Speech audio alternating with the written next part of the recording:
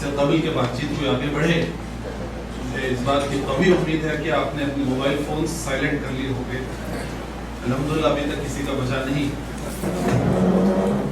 حاضرین محفل،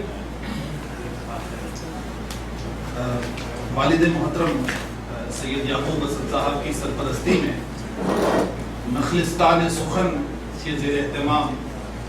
اس شعری نشست میں آپ لوگوں کی تشریف آوری پر یقین مانیے مجھے اتنی مسرت ہوئی، آپ لوگوں نے میری عزت افزائی کی، میں آپ لوگوں کا بہت مشکور ہوں۔ حاضرین محفل، کسی بھی سفر کی صرف ایک منزل نہیں ہوتی بلکہ اس کی کئی منزلیں ہوا کرتی ہیں۔ کسی بھی سفر میں کوئی ایسا قدم اٹھے جو سفر کو عروج پذیر کر دے، وہ بھی اپنے آپ میں ایک منزل ہوا کرتی ہے۔ اردو کا سفر ایسا گزرا ہے کہ جہاں کچھ منزلوں کی نشاندہی کرتا ہوا محفل کی کارروائی کو میں آگے بڑھاتا ہوں۔ جناب سر، اردو کے سفر میں ایک موقع ایسا بھی آیا، ایک منزل ایسی بھی آئی جب میر تقی میر نے کہا کہ گفتگو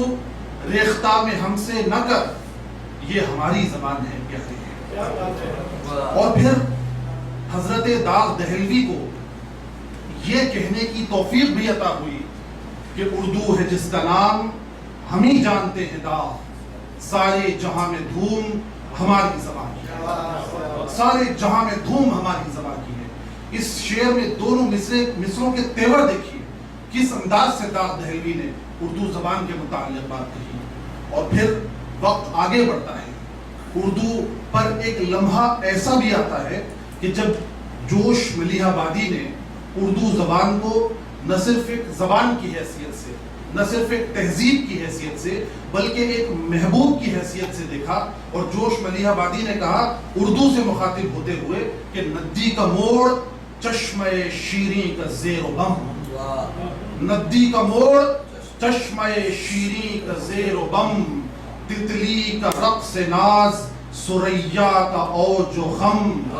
چادر شب نجوم کی شبنم کا رخت نم، موتی کی آب گل کی مہک ماہ نو کا خم، ان سب کے امتزاج سے پیدا ہوئی ہے تو، کتنے حسین افق سے پیدا ہوئی ہے تو۔ اور پھر کچھ دہائیوں کا اور وقت گزرتا ہے، جے پور سے ایک آواز اٹھتی ہے۔ راہی شہابی نے اردو زبان کے درد کو اپنی شاعری میں یوں بیان کیا۔ راہی نے کہا کہ اے وطن پیارے وطن،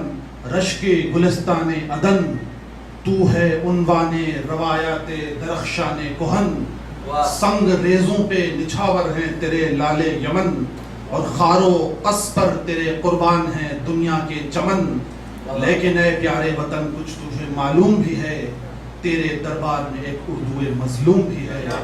تیرے دربار میں ایک اردو مظلوم بھی ہے، وہ زبان جس نے رتن ناتھ کو سرشار کیا، وہ زبان جس نے رتن ناتھ کو سرشار کیا، سحر سے جس نے امرناتھ کو بیدار کیا، جس نے شنکر کو نسیم سر گلزار کیا، سکھ نہ عیسائی نہ ہندو نہ مسلمان کیے، پرورش جتنے کیے اردو نے انسان کیے، پرورش جتنے کیے اردو نے انسان کیے۔ آج کا شاعر